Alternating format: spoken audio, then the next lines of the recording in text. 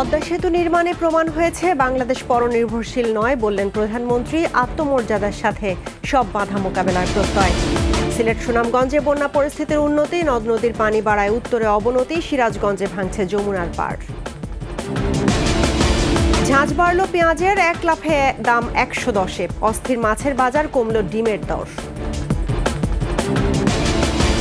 যুক্তরাজ্যে 14 বছর পর ক্ষমতার পালাবদল, লেবার পার্টি নিরঙ্কুশ জয়, প্রধানমন্ত্রী হিসেবে দায়িত্ব নিলেন স্টারমার।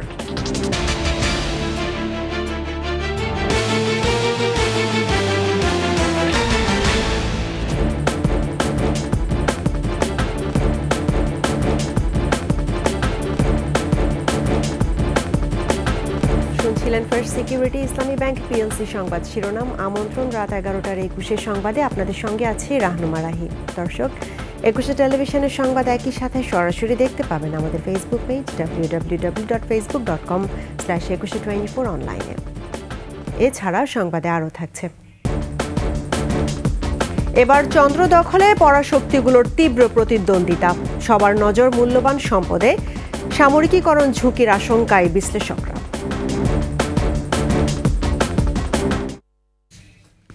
প্রধানমন্ত্রী শেখ হাসিনা বলেছেন, সক্ষমতার প্রতীক পদ্মা সেতু নিজ অর্থে নির্মাণের ফলে বিদেশি কর্তৃত্ব খর্ব হয়েছে। এই কারণে বাংলাদেশ আজ গর্বভরে আন্তর্জাতিক প্ল্যাটফর্মে চলতে পারে। পদ্মা সেতু তৈরির সিদ্ধান্তে জনগণ ছাড়া কেউ পাশে ছিল না উল্লেখ করে বঙ্গবন্ধু কন্যা বলেন, যত বাধাই আসুক আত্মমর্যাদার সাথেই সব মোকাবেলা করবে বাংলাদেশ। আরও জানাচ্ছেন ফারজানা শোভা, ক্যামেরায় ছিলেন তপু শাহিন। 2022 সালের 25 জুন স্বপ্নের পদ্মা সেতু দিয়ে সড়কপথে বাংলাদেশে শুরু হয় যোগাযোগের নতুন অধ্যায়। এরপর 2023-এ চালু হয় রেলপথ। অনেক বাধা বিপত্তি পার করে দেশের দীর্ঘতম এ সেতুর পুরোটাই বাংলাদেশের নিজস্ব অর্থায়নে। পদ্মা সেতু এখন আলোর দ্যুতি ছড়াচ্ছে। এরই মধ্যে যানবাহন পারাপার কোটি ছাড়িয়েছে। সড়ক পথের পাশাপাশি রেলপথেও রাত দিন চলছে ট্রেন। 23 বছর আগে 2001 সালে 4 জুলাই মাওয়ায় ভিত্তিপ্রস্তর স্থাপন করেছিলেন প্রধানমন্ত্রী শেখ হাসিনা। আর সেখানেই সুধী সমাবেশের মধ্য দিয়ে সেতু প্রকল্পের কাজ পুরোপুরি সমাপ্ত করেন পদ্মা সেতুর মহানায়ক। দেশের মানুষের টাকায় এই সেতুটা নির্মাণ। সরকার প্রধান তার বক্তব্যে বলেন, রক্তের বিনিময়ে স্বাধীনতা অর্জনকারী বাংলাদেশ কখনো মাথা নত করবে না, আত্মবিশ্বাস ও মর্যাদা নিয়েই এগিয়ে যাবে। এখন বাংলাদেশ শুনলে মানুষ সমীহ করে আন্তর্জাতিকভাবে। বাংলাদেশের জনগণ একটা মর্যাদা আসনে অধিষ্ঠিত হয়েছে। লাখো শহীদের রক্তের বিনিময়ে অর্জিত স্বাধীনতা, সেই স্বাধীনতা ব্যর্থ হয়নি, সেই স্বাধীনতা সফল হয়েছে। এবং আমরা এখন আর্থসামাজিক উন্নয়নের মাধ্যমে 2041 সালের বাংলাদেশকে আমরা উন্নত, সমৃদ্ধ, স্মার্ট বাংলাদেশ হিসেবে গড়ে তুলব ইনশাআল্লাহ। ব্যাংকের এমডি পদ ধরে রাখতে ডক্টর ইউনূস দেশের স্বার্থবিরোধী ষড়যন্ত্র করেছিল উল্লেখ করে প্রধানমন্ত্রী বলেন, সমঝোতা করে দেশ বিকিয়ে দিয়ে ক্ষমতায় থাকার কোনো অভিলাষ নেই তার। চট্টগ্রাম বিশ্ববিদ্যালয়ের একজন প্রফেসর আছে, তাকে দেওয়া যায়, তো সেই প্রফেসরকে এনে এখানে এমডি পদে বসানো হলো। আর সেই প্রফেসর এমডি পদে বসে আর ওই এমডি পদে চেয়ারে এমনই গ্লু যে উনি এমনই আটকে গেলেন, ওখান থেকে নড়তে চান না। ভোট আমরা পেয়েছিলাম বেশি, সিট পেলাম না, সরকার গঠন করতে পারলাম না। তাতে আমার কোনো আফসোস ছিল না। কেন আফসোস ছিল না? যে এই বাংলাদেশের সম্পদ বেচে ক্ষমতায় আসতে হবে, শেখ মুজিবের মেয়ে কখনো সেটা চায় না। আমার বাবা কারো কাছে মাথা নত করেনি, আমিও করি না। ক্ষমতা না আসি কি আসে যায়, কিন্তু আমার দেশের সম্পদ বেচে না। আন্তঃ এশিয়া যোগাযোগ ব্যবস্থাপনায় রেল সেতু নির্মাণে বিশ্বব্যাংক ইতোমধ্যে প্রস্তাব দিয়েছে জানিয়ে সরকার প্রধান বলেন, সক্ষমতার প্রতীক এই সেতুর ফলে প্রমাণ হয়েছে বাংলাদেশ পরনির্ভরশীল নয়। আজকের বাংলাদেশে একটা সিদ্ধান্তের পরে আর এই সেতু নির্মাণের পরে বাংলাদেশের মানুষ এখন গর্ব করে আন্তর্জাতিকভাবে বুক ফুলিয়ে চলতে পারে। এটাই সবথেকে বড় পাওয়া। জনগণের শক্তিতে স্মার্ট ও উন্নত বাংলাদেশ গড়ে তোলার আবারও অঙ্গীকার করেন বঙ্গবন্ধু কন্যা প্রধানমন্ত্রী শেখ হাসিনা। দেশীয় ও আন্তর্জাতিক নানা ষড়যন্ত্র, চাপ আর অপতথ্য গুজব মোকাবেলা করেই আজ দাঁড়িয়ে আছে স্বপ্নের পদ্মা সেতু। এই সেতু শুধু গর্বের প্রতীকই নয়, শুধু যোগাযোগের নতুন অধ্যায়ই নয়, এই সেতু বাংলাদেশের সক্ষমতার প্রতীক। প্রধানমন্ত্রী শেখ হাসিনা এর সমাপনী দিনে তাই বললেন, সকলের সাথে বন্ধুত্বপূর্ণ সম্পর্ক রেখেই আত্মবিশ্বাস এবং আত্মমর্যাদা নিয়ে বিশ্বের বুকে একের পর এক স্বাক্ষর রেখে এগিয়ে যাবে বাংলাদেশ। ফারজানা শোভা, 21 টেলিভিশন, মাওয়া, মুন্সিগঞ্জ। প্রবালদ্বীপ সেন্ট মার্টিনে মিয়ানমারের 2 বিজিপি সদস্য 31 রোহিঙ্গা বহনকারী একটি নৌকা অনুপ্রবেশের পর ফেরত পাঠানো হয়েছে। কোস্টগার্ডের সহায়তায় বর্ডার গার্ড বাংলাদেশ বিজিবি সদস্যরা তাদের ফেরত পাঠায়। স্থানীয়রা জানান, ভোরে 33 জন যাত্রী নিয়ে একটি ট্রলার সেন্ট মার্টিন দ্বীপের উত্তর গোলার্চরে ভিড়ে। এতে মিয়ানমারের সীমান্তরক্ষী বাহিনী, বর্ডার গার্ড পুলিশের 2 সশস্ত্র সদস্য ও 31 জন রোহিঙ্গা রয়েছেন। নৌকাটি মংডু শহর থেকে মিয়ানমার নৌবাহিনীর জাহাজে করে সিটওয়ে শহরে যাত্রা করেছিল। রাখাইন রাজ্যে আরাকান আর্মি ও সশস্ত্র বাহিনীর মধ্যে সংঘর্ষে টিকতে না পেরে তারা পালাচ্ছিলেন। মাঝপথে ঝড়ের কারণে পড়ে সেন্ট মার্টিনে ভিড়ে নৌকাটি। পরে স্থানীয়রা আইনশৃঙ্খলা বাহিনীকে বিষয়টি জানালে তাদের একটি হোটেলে নিয়ে যাওয়া হয়। এদিকে টেকনাফ সীমান্তে আজও মর্টার শেল ও ভারী গোলার বিকট শব্দ পাওয়া গেছে।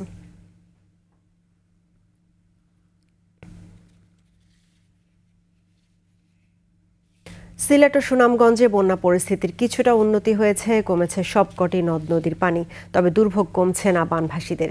এদিকে বন্যা পরিস্থিতির অবনতি হয়েছে কুড়িগ্রামে। বানের পানিতে প্লাবিত হচ্ছে নতুন নতুন এলাকা। গাইবান্ধায় 31 ইউনিয়ন এখনও পানির নিচে। সিরাজগঞ্জে তীব্র ভাঙনে বিলীন হচ্ছে ফসলি জমি, বসতঘর। প্রতিনিধিদের সহায়তায় আরও জানাচ্ছেন খুরশিদ আলম মুকুল। তৃতীয় দফার বন্যায় দিশেহারা সিলেটের বানভাসীরা, তবে বৃষ্টি ও পাহাড়ির ঢল কমে আসায় ফিরেছে স্বস্তি। পানি কমলেও এখনো স্বাভাবিক হয়নি যোগাযোগ ব্যবস্থা। হাঁটু সমান পানিতে তলিয়েছে রাস্তাঘাট। সুরমার পানি কমে আসায় নগরীর উপশহর 13 রতন, যতুরপুর সহ বিভিন্ন এলাকা থেকে পানি নামতে শুরু করেছে। স্বাভাবিক হচ্ছে সড়ক যোগাযোগ। সুনামগঞ্জে সুরমা, জাদুকাটা, বোলাই ও পাটলাই সহ সবকটি নদ নদীর পানি কমতে শুরু করেছে। নদীর পানি কমলেও দুর্ভোগ কমছে না পানিবন্দী মানুষের। বিশুদ্ধ পানি, শিশু ও গোখাদ্যের সংকটে পড়েছেন তারা। বিশুদ্ধ পানি নাই, এরা এই খালে বিলের পানি এভাবে সিদ্ধ করে বা যেভাবে পাচ্ছে খাচ্ছে আগে। জি, বাসা বাড়িতে পানি আছে, পানি তো অনেক পানি, হাঁটুর উপরে সব ওই বাড়িঘর ছাড়া। টাকা পয়সাও নাগে যে বাচ্চারা রান্না খাওয়া খাদ্য আন্না খাওয়াইমু, এমনকি মানে চলাটা অনেকই কষ্ট। গাইবান্ধায় তিস্তার পানি কমলেও যমুনা, ব্রহ্মপুত্র ও ঘাঘট নদীর পানি বিপদসীমার উপর দিয়ে প্রবাহিত হচ্ছে। নদীর পানিতে প্লাবিত গাইবান্ধার সুন্দরগঞ্জ, ফুলছড়ি ও সাঘাটার 31টি ইউনিয়ন। আমাদের এলাকা আর 2 দিন যদি পানি বাড়ে, ঘর দরজার কিচ্ছু পাওয়া নাই। তবে বন্যা পরিস্থিতির অবনতি হয়েছে কুড়িগ্রামে। ব্রহ্মপুত্র নদের চিলমারি, নুনখাওয়া ও পানি বিপদসীমার উপর দিয়ে বইছে। প্লাবিত হচ্ছে নতুন নতুন এলাকা। পানিবন্দী 2 শতাধিক গ্রামের লক্ষাধিক মানুষ। বাড়ি ঘর ছেড়ে অনেকেই ছুটছেন আশ্রয় কেন্দ্রে। আমাদের বাড়ি খাওয়ার কষ্ট, গরু বাছুর ছোয়ার কষ্ট, চড়াই চুরগুন ছোয়ার কষ্ট। কোনো শুকনো পট্টত কোনো কিছু নাই। এখন লোকের মধ্যেই মনে করেন যে এইভাবে যে পানির মধ্যে অবস্থান করতেছি। এদিকে সিরাজগঞ্জে যমুনা নদীর পানি বৃদ্ধি অব্যাহত রয়েছে। শহররক্ষা বাঁধের হাট পয়েন্টে বিপদসীমার উপর দিয়ে প্রবাহিত হচ্ছে। নদীর পানি বাড়ার সাথে তীব্র হয়েছে নদী ভাঙন। শাহজাদপুর ও এনায়েতপুরে হাট পাঁচিল, সৈয়দপুর, ভেকা ও জামালপুরে যমুনায় বিলীন হচ্ছে শতাধিক ঘরবাড়ি। নদী চলে গেছে, গাছ গাছান তো কিছু সরা হাইয়ে হইতেছি না। চরম ভাবে ভাঙ্গে আসতেছে, মানুষ ঘর দুয়ার টেনে সময় পাইতেছে না। মানুষ কোথায় যাবে? মানুষ তো যাওয়ার জায়গায় পাইতেছে না। খুরশিদ আলম মুকুল, 21 টেলিভিশন। এদিকে 2 দিন ধরে বৃষ্টির প্রবণতা একটু কম থাকলেও আসছে সপ্তাহে তা আবার বাড়তে পারে এমন পূর্বাভাস দিয়েছে আবহাওয়া অফিস। ভারী বৃষ্টির কারণে বিভিন্ন নদ নদীর পানি বেড়ে বন্যা পরিস্থিতির অবনতি ঘটারও শঙ্কা রয়েছে। সারা দেশে যেরকম বৃষ্টি হচ্ছে সেরকম বৃষ্টির ধারাটা অব্যাহত থাকতে পারে। তবে শনিবারের পরে বিশেষ করে দক্ষিণাঞ্চল, আমাদের খুলনা, বরিশাল, চট্টগ্রাম, মধ্যাঞ্চল, ঢাকা বৃষ্টিপাতের প্রবণতাটা কিছুটা কমে আসতে পারে। তো বৃষ্টিপাতের যে ধারা আমাদের খুলনা, রংপুর, ময়মনসিংহ এবং সিলেটে হচ্ছে, সেই ধারাটা হয়তো অব্যাহত থাকতে পারে আগামী কিছুদিন। জুন, জুলাই, আগস্ট, সেপ্টেম্বর 4 মাস বর্ষাকালে তেমন একটা সাইক্লোন হয় না। আরও বাড়ল পেঁয়াজের ঝাঁঝ। 1 লাফে প্রতি কেজি পেঁয়াজের দাম উঠেছে 110 টাকা। আলুর দামও বাড়তি। মাংসের বাজার স্থিতিশীল থাকলেও অস্থির মাছের বাজার। 1 কেজি ওজনের ইলিশ বিক্রি হচ্ছে 1900 থেকে 2000 টাকায়। বিস্তারিত জানাচ্ছেন পার্থসারথী। বাজারের বেশিরভাগ সবজি চড়া দামে আটকে রয়েছে। 60 টাকার নিচে মিলছে না কোনো কিছু। কোনোভাবেই নিয়ন্ত্রণে আনা যাচ্ছে না পেঁয়াজের বাজার। প্রতি কেজির দাম ঠেকেছে 110 টাকায়। কমেনি মরিচের দামও, আর আলু বিক্রি হচ্ছে বাড়তি দামেই। বর্তমানে 110 টাকা বিক্রি করি, আর আপনার কাঁচামরিচ বর্তমানে 240 টাকা বিক্রি করতেছি। আর আপনার বেগুন দাম একটু বেড়েছে, বেগুন দাম আপনার বর্তমানে আমাদের 120 টাকা বিক্রি করতেছি আমরা। আলু তো মানে কমার সম্ভাবনা দেখি না আমরা, কিলে আলু তোমার স্টোর আলু আসে কমতো, আগে কমতো, এখন দেখি স্টোর আলু এখন এই দামে চলতেছে তাই ঈদের পর থেকে। মাংসের বাজার কিছুটা স্থিতিশীল। ব্রয়লার, কক ও দেশি মুরগির দাম কিছুটা কমেছে। গরুর মাংস কেজি প্রতি 800 এবং খাসির মাংস কেজি প্রতি 1200 টাকায় মিলছে। দেশি মুরগি আপনাকে আগে বেচতাম 700 650, এখন হয়ে গেছে 550। আপনার ব্রয়লার বেচতাম 200 টাকা, এখন হয়ে গেছে 170-80। কক বেচতাম 360 400, এখন হয়ে গেছে আপনার 300 টাকা কেজি। তবে মাছের বাজার লাগামহীন। চাষের মাছ প্রতি কেজি 500 থেকে 600 টাকা, আর বড় সাইজের ইলিশ কিনতে গুনতে হবে 2000 টাকা। 1 কেজি 200 গ্রাম কে তুলনা করলে 1800 কিনে আনছি, 1900 নিচে না, 1810 টাকা কিনে আনছি আমি।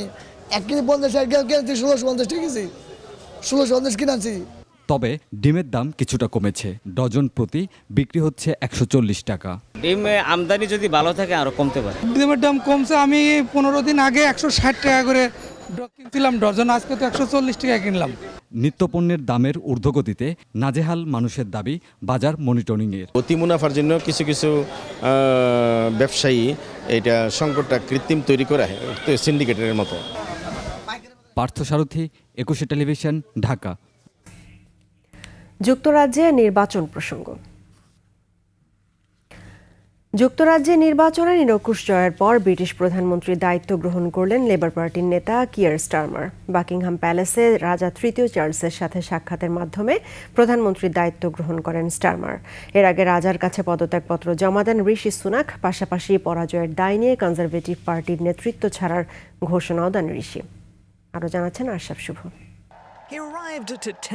যুক্তরাজ্যের সাধারণ নির্বাচনে লেবার পার্টির বড় জয়ের আভাস পাওয়া গিয়েছিল বুথ ফেরত জরিপে। হয়েছেও তাই। 412 আসনের জয়ে ভূমিধস জয় পেয়েছে কিয়ের স্টারমারের দল। অপরদিকে ঋষি সুনাকের কনজারভেটিভ পার্টির আসন সংখ্যা 121টি। এদিকে জয়ের পর প্রথা অনুযায়ী ব্রিটেনের রাজার সাথে দেখা করতে যান স্টারমার, যেখানে রাজা তৃতীয় চার্লস স্টারমারকে সরকার গঠনের জন্য আহ্বান জানান। এরপরে আনুষ্ঠানিকভাবে ব্রিটিশ প্রধানমন্ত্রীর দায়িত্ব নেন স্টারমার। দায়িত্ব নেওয়ার পর 10 ডাউনিং স্ট্রিটে গিয়ে প্রধানমন্ত্রী হিসেবে প্রথমবারের মতো ভাষণ দেন স্টারমার। বলেছেন, পরিবর্তনের সূচনা এখান থেকেই, এখন শুধু দেয়ার সময়। এর আগে রাজার সাথে দেখা করে নিজের পদত্যাগপত্র জমা দেন বর্তমান প্রধানমন্ত্রী ঋষি সুনাক। স্টারমারকে ফোন করে জানিয়েছেন অভিনন্দন। এছাড়া নিজ দল কনজারভেটিভ পার্টির নেতৃত্ব ছেড়েছেন ঋষি। এবারের ভোটে কনজারভেটিভ দলের বড় কয়েকজন নেতার পতন হয়েছে। হেরে গেছেন সাবেক প্রধানমন্ত্রী লিজ ট্রাস, প্রতিরক্ষা মন্ত্রী গ্র্যান্ট শ্যামস, জ্যাকব রিজ-মগ ও পেনি মর্ডান্টের মতো প্রার্থী। এদিকে কিলবার্ন আসন থেকে টানা চতুর্থবারের মতো জিতেছেন জাতির জনক বঙ্গবন্ধু শেখ মুজিবুর রহমানের নাতনি ও শেখ রেহানার মেয়ে টিউলিপ রেজওয়ানা সিদ্দিকী। আশরাফ শুভ, 21 টেলিভিশন। চাঁদে এ পর্যন্ত 14টি দেশ ও একটি সংস্থা 150-র কাছাকাছি অভিযান পরিচালনা করেছে। তবে সফলভাবে মহাকাশযান অবতরণ করিয়ে চাঁদের মাটি স্পর্শ করেছে মাত্র 5টি দেশ। রাশিয়া, যুক্তরাষ্ট্র, চীনের পরে সম্প্রতি ইতিহাসের নাম লিখিয়েছে ভারত ও জাপান। তবে চাঁদের বুকে মানুষ হাঁটানোর কীর্তি শুধুমাত্র যুক্তরাষ্ট্রেরই। তবে চন্দ্রাভিযানের এই প্রতিযোগিতা শুধুমাত্র বিজ্ঞান ও গবেষণায় সীমাবদ্ধ নয়, পেছনে আছে রাজনীতিও। 21 স্পেশালে চন্দ্র অভিযান নিয়ে আশরাফ শুভর 2 পর্বের রিপোর্টের আজ দেখুন প্রথম পর্ব।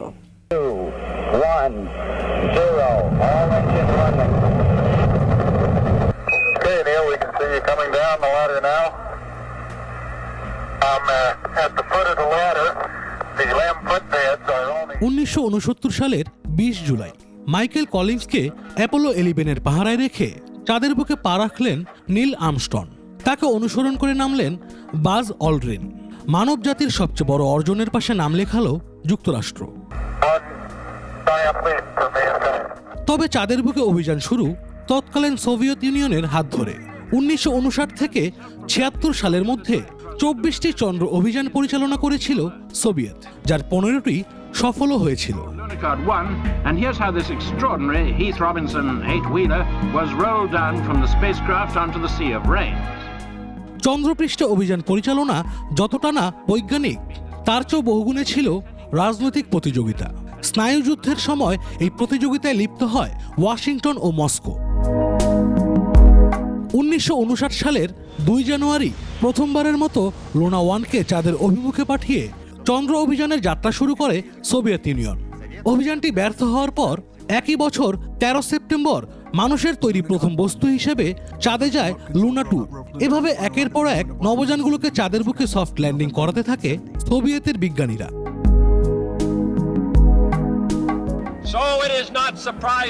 মহাকাশ জয়ের যুদ্ধে প্রতিযোগী সোভিয়েতের সাফল্য দেখে ঈর্ষা হয় আমেরিকার। 1962 সালে নির্বাচনী প্রচারণার ভাষণে সবার আগে চাঁদে মানুষ পাঠানোর ঘোষণা দেন তৎকালীন মার্কিন প্রেসিডেন্ট জন এফ কেনেডি।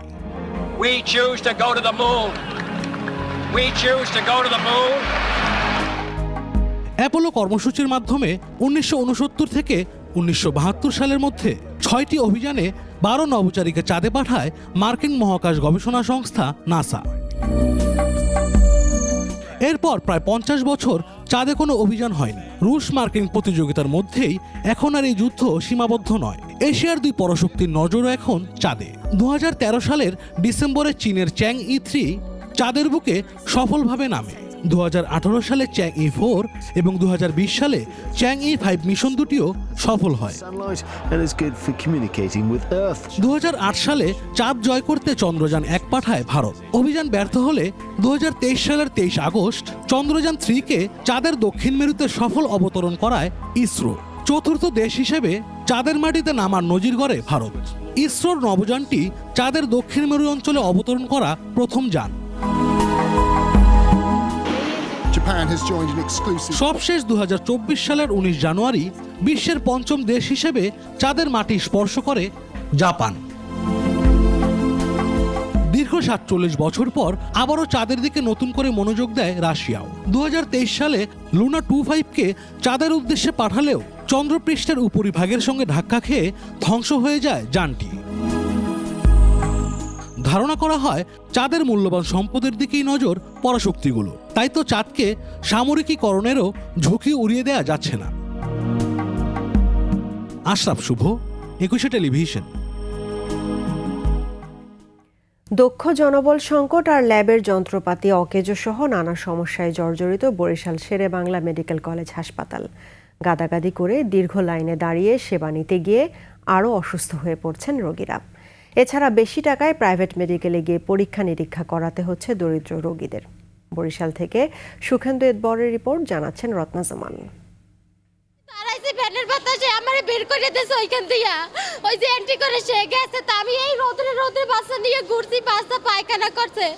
অসুস্থ রোগীকে সুস্থ করতে হাসপাতালে এসে নানান বিড়ম্বনায় পড়েছেন এই মা। দীর্ঘ লাইনে থেকে বিপর্যস্ত তিনি জানালেন অসহায়ত্বের কথা।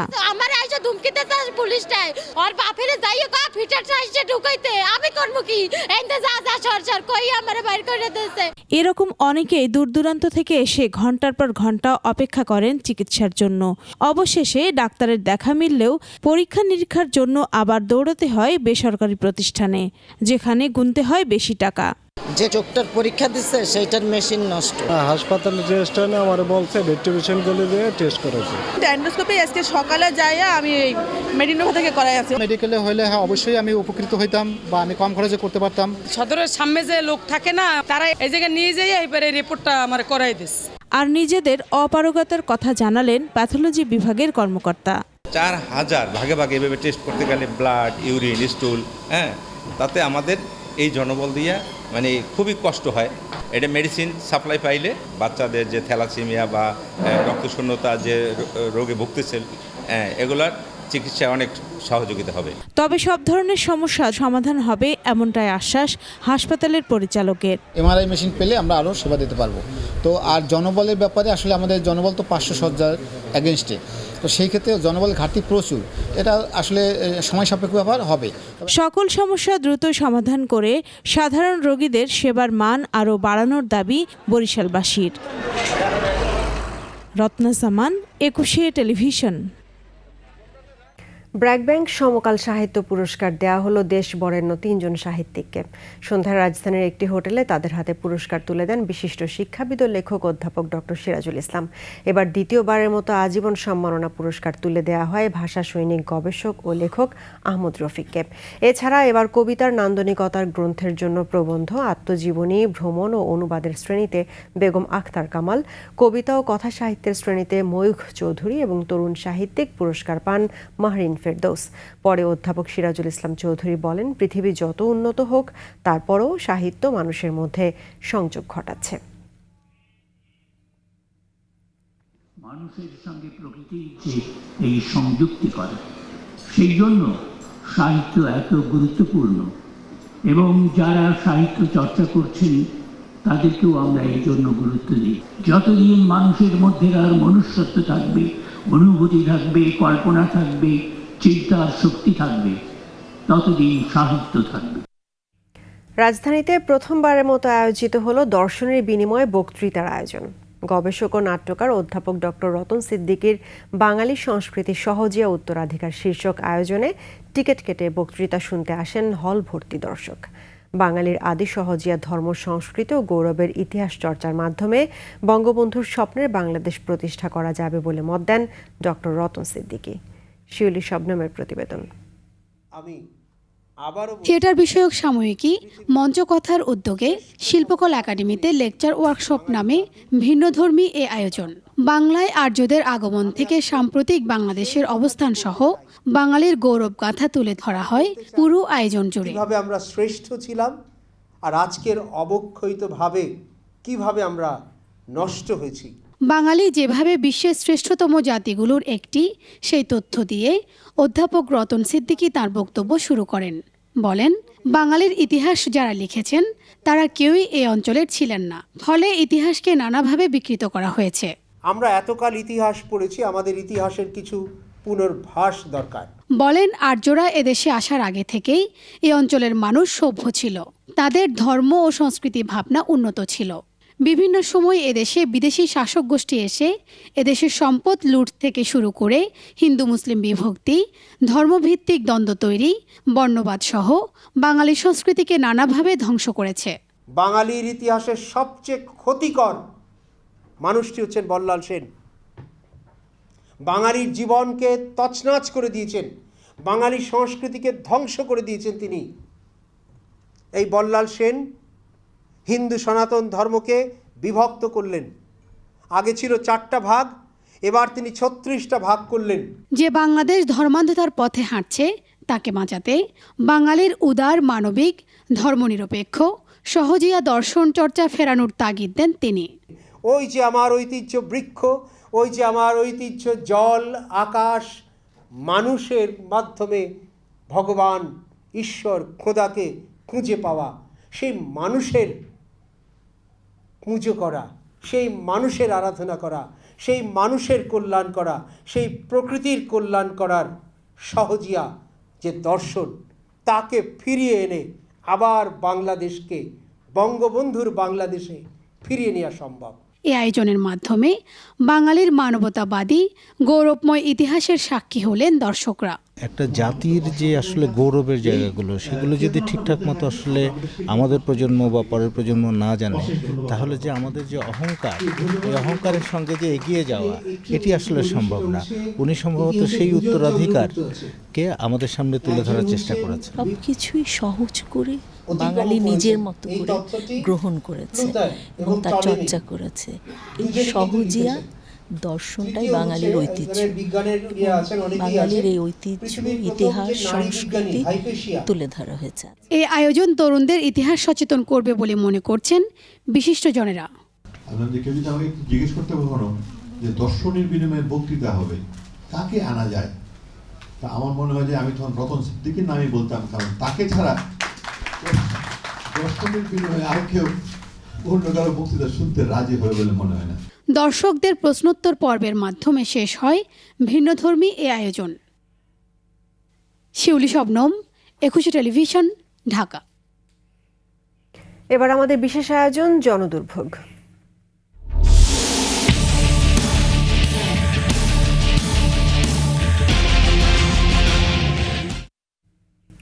ঢাকা দক্ষিণ সিটির বনশ্রী জুড়ে ক্ষতবিক্ষত রাস্তা, আছে দখল, নেই সড়ক বাতি, না আছে সুয়ারেজ লাইন। একই সঙ্গে রয়েছে অপরিকল্পিত অসংখ্য ভবন। সব মিলে নিত্য অশান্তির মধ্যে বসবাস লাখো মানুষের। ইয়াকুব লিডুর ছবিতে আরও জানাচ্ছেন অখিল পোদ্দার।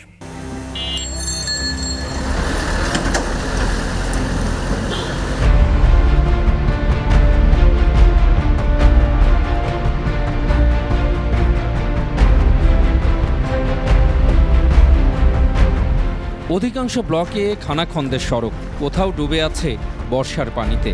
দেখে বোঝার উপায় নেই যে এটি ক বছর আগের সাজানো গোছানো অভিজাত এলাকা বনশ্রী। সারা বছরই পানি রাস্তার ভিতরে ৮ উপসমান পানি জমা থাকে। এরপরে আবার এই রাস্তার সামনে একজন বিশাল প্রভাবশালী, উনি আবার পুরো এলাকার রাস্তা আটকে রাখছে। অনেক মানুষ তো আমাদের স্কুলে পড়ে, এদিক দিয়ে যাওয়ার সময় সামনে দিয়ে পুরো পানির জন্য আসা যায় না। দক্ষিণ সিটি কর্পোরেশনের সবচেয়ে বেশি হোল্ডিং ট্যাক্স যেসব এলাকা দিয়ে থাকে তার মধ্যে অন্যতম বনশ্রী। এখানকার বেশ কটি ব্লকের সবগুলো রাস্তাই যেন চষা জমি। বৃষ্টির দিনে যে পানি জমে থাকে, রাস্তাটা পুরো ভাঙাচোরা, খুবই কষ্ট হয় বাচ্চা কাচ্চা নিয়ে এখানে চলাফেরা করতে। ঢাকার স্যাটেলাইট সিটির যে রাস্তাঘাটের যে একটা বেহাল দশা, ওই 6 লেনের সাথে অচিরেই যেন এই রাস্তাটার অন্তর্ভুক্ত করে নেন। ডিটেল এরিয়া প্ল্যানে রয়েছে 20 ফুটের রাস্তা, তা দখল করে গুদাম তুলেছে প্রভাবশালী মহল। 1.5 কিলোমিটার ঘুরে তাই মূল সড়কে উঠতে হচ্ছে মহল্লাবাসীর। আবার এম ব্লকে না রয়েছে সড়কবাতি, না রয়েছে সুয়ারেজ ব্যবস্থা। আমাদেরকে 1.5 কিলোমিটার ঘুরে মেন রোডে উঠতে হয়। আমরা ট্যাক্স দিয়ে তো অনেক কষ্ট করি। অসংখ্য বহুতল ভবনের ভিড়ে সমস্যার তালিকা কেন বাড়ছে দিন দিন? মেয়রের সঙ্গে কথা বলে স্থানীয় জনপ্রতিনিধি বললেন সমস্যার সমাধান শিগগিরই। ইঞ্জিনিয়ারিং ডিপার্টমেন্টকে উনি বলে দিয়েছে যে ওইখানে কোনো রাস্তা যাতে কাঁচা না থাকে, কোনো রাস্তার মাথায় গোডাউন হতে পারে না। এইটা রাস্তার জন্য আমরা অনেক কিছু করতে, ট্যাক্স স্বীকার করতে পারি। এত অপরিকল্পনা আর সমস্যা থেকে কবে মুক্তি মিলবে দক্ষিণ সিটির শ্রী হারানো বনশ্রীর? এমন প্রশ্ন এলাকার বিশাল জনগোষ্ঠীর। প্রধানমন্ত্রী যেহেতু ড্যাব পাস করে দিয়েছে, যে রাস্তা ব্যারিকেড করে রাখছে একটা গোডাউন, এই গোডাউনটা অতি শীঘ্র ভেঙে এই রাস্তাটা আমাদেরকে বের করে দিতে হবে। হাজার হাজার লোক বসবাস করে, এখান থেকে মেন রোডে উঠতে গেলে প্রায় 1 থেকে 1.5 কিলোমিটার ঘুরে আসতে হয়। আমার সামনে দেখতেছেন যে টুরিস্ট পুলিশের একটা হেডকোয়ার্টার, কিন্তু তারা এখান থেকে বের হওয়ার কোনো রাস্তা নেই। বনশ্রী এম ব্লকের এই একটি ভবনে বসবাস একটি গ্রামের চেয়েও বেশি লোকের, কিন্তু এই এলাকার রাস্তার যেমন উন্নতি হয়নি, তেমনি রাস্তা দখল করে গুদাম তোলার ইতিহাসও রয়েছে এখানে। প্রিয় দর্শক, আপনার চারপাশের নানা সমস্যা আর ভোগান্তির চিত্র তুলে ধরবে 21 টেলিভিশন। এসব তথ্য জানাতে ফোন করুন, এই নম্বরে পৌঁছে যাব। আমি অখিল পোদ্দার, আর 21 টেলিভিশনের ক্যামেরা আপনাদের দুর্ভোগ দুর্দশায় সবসময় পাশে আছে। 21 টেলিভিশন। বাগেরহাটের প্রত্যন্ত গ্রাম থেকে বেলজিয়ামে রপ্তানি হতে যাচ্ছে বাংলাদেশি কাঠের বসতবাড়ি। বাড়িগুলোর কাঠামো, দেয়াল, দরজা, জানালা, এমনকি ছাদও কাঠের। এরই মধ্যে 120টি বাড়ির রপ্তানির কার্যাদেশ পাওয়া গেছে। বাগেরহাট প্রতিনিধি HM মনুল ইসলামের রিপোর্ট, জানাচ্ছেন রত্না জামান। বাগেরহাট সদর উপজেলার প্রত্যন্ত করবি গ্রামের এই কারখানায় কাঠের বাড়ি তৈরি করতে ফুসরত নেই শ্রমিকদের। কেউ তৈরি করছেন ঘরের দরজা জানালা, কেউ তৈরি করছেন ফ্রেম। চলতি বছরের প্রথম দিকে বাগেরহাট বিসিক শিল্পনগরীর ন্যাচারাল ফাইবার রপ্তানির জন্য 120টি বসতবাড়ির অর্ডার পান। এরপর থেকে পরিবেশ বান্ধব বসতবাড়ির তৈরির উদ্যোগ নেয়। স্থানীয়ভাবে সংগ্রহ করা কাঠ দিয়ে এসব ঘর তৈরি হচ্ছে। কাঠের এসব ঘর তৈরিতে 200 শ্রমিক কাজ করছে। প্রতি সপ্তাহে তৈরি হচ্ছে একটি ঘর। প্রতিটি বসতবাড়ি 11 মিটার দৈর্ঘ্য ও 3.75 মিটার প্রস্থ। থাকছে শয়নকক্ষ, অতিথিকক্ষ, ডাইনিং ও বাথরুম। প্রথমবারের মতো নিজ দেশের কাঠের তৈরি পরিবেশ বান্ধব পণ্য ইউরোপের বাজারে রপ্তানিতে সম্পৃক্ত থাকতে পেরে খুশি শ্রমিকরা। বিদেশিরা যে থাকবে ঘরে কাঠ দিয়ে তৈরি করছে, বিদেশে আর্ট দিছে, এইভাবে তৈরি করছে, যে এইভাবে তৈরি করা যায় আমরা ভাবতে পারিনি। আগে এটা কখনো তৈরি করেনি, প্রথমে তৈরি করতেছি। এই নতুনভাবে নতুন কিছু তৈরি করতেছি, এটা অনেক ভালো লাগছে। এই ঘরগুলো করতে প্রায় 20 থেকে 25 দিন সময় লাগে। সরকারি প্রণোদনা পেলে রপ্তানি বাড়ানো সম্ভব বলছেন এই উদ্যোক্তা। এটা আমাদেরকে আগামী 2 বছরের ভিতরে সরবরাহ করতে হবে। এবং আমাদের সাথে চুক্তি হয়েছে এখানে যে কাঠ আমরা র মেটেরিয়াল ব্যবহার করব সব দেশি কাঠ, মেহগনি। 200 বাংলাদেশি শ্রমিক ছোট্ট একটা গ্রামের কারখানায় কাজ করা, এটা একটা বড় বিষয়। এর আগে 20,000 কাঠের তৈরি বেবি ব্যালেন্স বাইক রপ্তানি করে এই প্রতিষ্ঠানটি। রত্না সামান, 21 টেলিভিশন। এবার বাণিজ্য সংবাদ।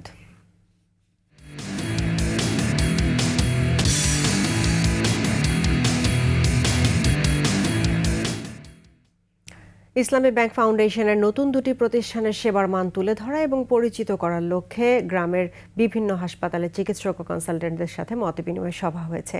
প্রতিষ্ঠান দুটি হচ্ছে ইসলামী ব্যাংক হাসপাতাল and cardiac centre Mirpur O Islami bank central laboratory. চট্টগ্রামের রেডিসন ব্লু হোটেলে আয়োজিত অনুষ্ঠানের প্রধান অতিথি ছিলেন ইসলামী ব্যাংক ফাউন্ডেশনের চেয়ারম্যান প্রফেসর ডক্টর কাজী শহীদুল আলম। অন্যান্যর মধ্যে ব্যাংকের ভাইস চেয়ারম্যান ও ইসলামী ব্যাংক ফাউন্ডেশনের এক্সিকিউটিভ কমিটির চেয়ারম্যান ডাক্তার তানভীর আহমেদ এবং ইসলামী ব্যাংকের ম্যানেজিং ডিরেক্টর মোহাম্মদ মুনিরুল মাওলা উপস্থিত ছিলেন। প্রধান অতিথি প্রফেসর ডাক্তার কাজী শহীদুল আলম জানান, ইসলামী ব্যাংক সেন্ট্রাল ল্যাবরেটরি একটি অত্যাধুনিক ল্যাব যেখানে সব ধরনের পরীক্ষা করানো যাবে।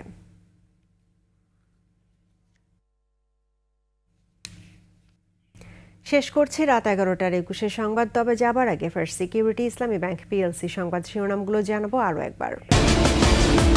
পদ্মা সেতু নির্মাণে প্রমাণ হয়েছে বাংলাদেশ পরনির্ভরশীল নয়, বললেন প্রধানমন্ত্রী।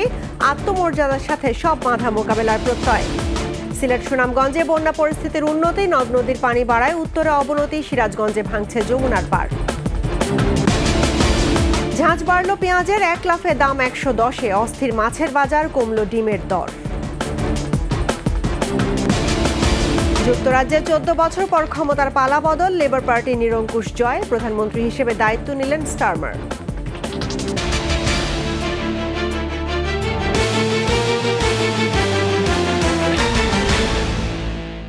দর্শক, 21-এর সর্বশেষ খবর জানতে ডায়াল করুন 2021 নম্বরে আর ভিজিট করুন 21-tv.com এই ওয়েবসাইটে। এছাড়া ফেসবুকে ভিজিট করতে পারেন facebook.com/2124 অনলাইনে। এতক্ষণ সঙ্গে থাকার জন্য ধন্যবাদ। পরবর্তী সংবাদ রাত 1টায় দেখার আমন্ত্রণ রইল। 21-এর সঙ্গেই থাকুন।